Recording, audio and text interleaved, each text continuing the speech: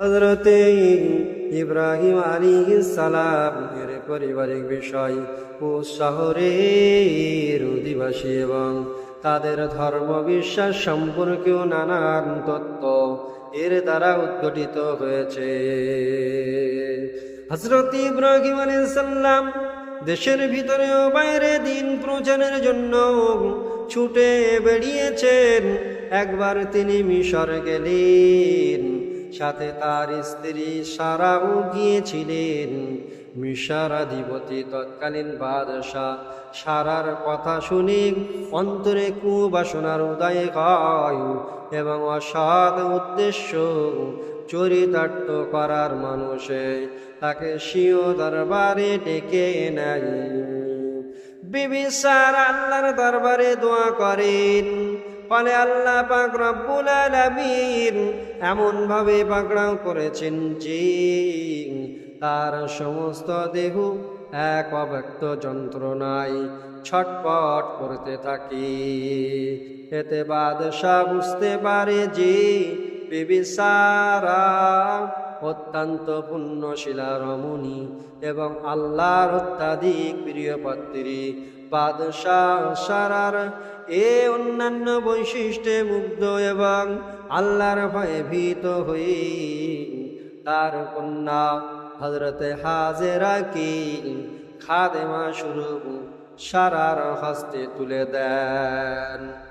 সারা তার স্বামী হযরত ইব্রাহিম আলাইহিস সালামকে হাজেরার সাথে বিবাহ বন্ধনে আবদ্ধ করে দেন। অতঃপর হযরতে ইব্রাহিম আলাইহিস সালাম সেখান থেকে বিবি সারা এবং হাজেরা সহ ফিলিস্তিন চলে যান। এরপর আল্লাহ পাক রব্বুল আলামিন যথাসময়ে হাজেরার গর্ভে একটি পুত্র সন্তান দান করেন। তার নাম রাখা হয় হযরত ইসমাঈল আলাইহিস সালাম। উল্লেখ্য যে বিবি সারা তখন নিঃসন্তান ছিলেন। ধীরে ধীরে বিবি সারার মনে হাজেরার প্রতি ঈর্ষার সৃষ্টি হয়। ফলে তিনি শিশু সন্তান সহ হাজেরাকে নির্বাসনে পাঠাতে স্বামী হযরত ইব্রাহিম আলাইহিস সালামকে বাধ্য করেন। পরিস্থিতি যখন হযরত ইব্রাহিম আলাইহিস সালামকে বাধ্য করল, তিনি স্ত্রী সারার প্রস্তাব মানতে বাধ্য হন। তিনি শিশুপুত্র সহ স্ত্রী হাজেরাকে নিয়ে মক্কা শরীফে যান। এখন যেখানে বর্তমান কাবা ঘর অবস্থিত, সে স্থানটির নিকটে স্ত্রী পুত্রকে রেখে আসেন। তখন সেখানে কাবা ঘর ছিল না।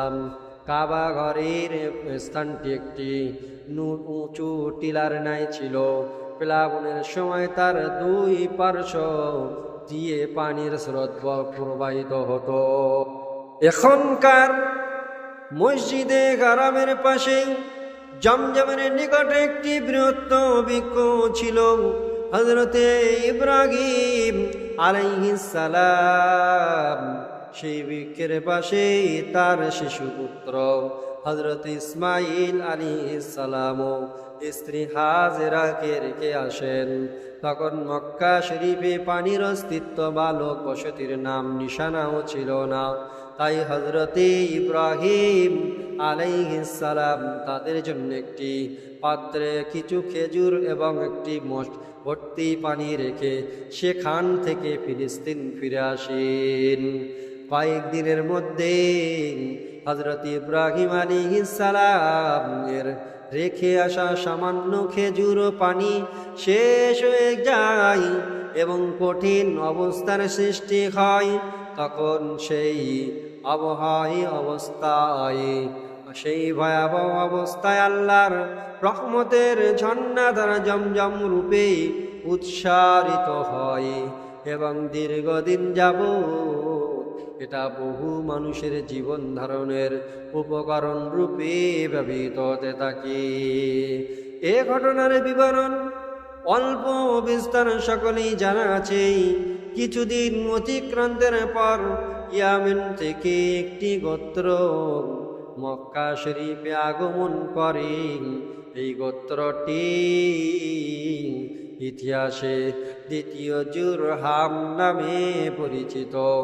এ গোত্রটি হযরত ইসমাঈল আলাইহিস সালাম এর জননী হযরত হাজেরার অনুমতি নিয়ে মক্কা শরীফে বসতি স্থাপন করে। শোনা যায় যে এই গোত্রের লোকেরা এর পূর্বে মক্কা শরীফে বর্ষবতী এলাকায় বসবাস করেছিল। আরও শোনা যায় যে এই গোত্রের লোকেরা ইসমাঈল আলাইহিস সালামের আগমনের পর এবং তার যৌবনে পদার্পণের পূর্বে জমজমের কারণে মক্কা শরীফে আগমন করে। অবশ্য এর পূর্বেও তারা এ পথে আসা যাওয়া করত। হযরত ইব্রাহিম আলাইহিস সালাম নির্বাচিত স্ত্রী পুত্রকে দেখাশোনার জন্য মাঝে মধ্যে মক্কা শরীফে গমন করতেন। এভাবে যে তিনি কতবার মক্কা শরীফে গিয়েছিলেন তা সঠিকভাবে বলতে পারা না গেলেও ঐতিহাসিক তথ্যের ভিত্তিতে অন্তত 4 বার মক্কা শরীফে গমনাগমনের প্রমাণ পাওয়া যায়। ইনশাল্লাহ আগামীতে তা আলোচনা করা হবে। আপনারা সঙ্গে থাকুন, ফলো করুন, লাইক করুন, কমেন্ট করুন।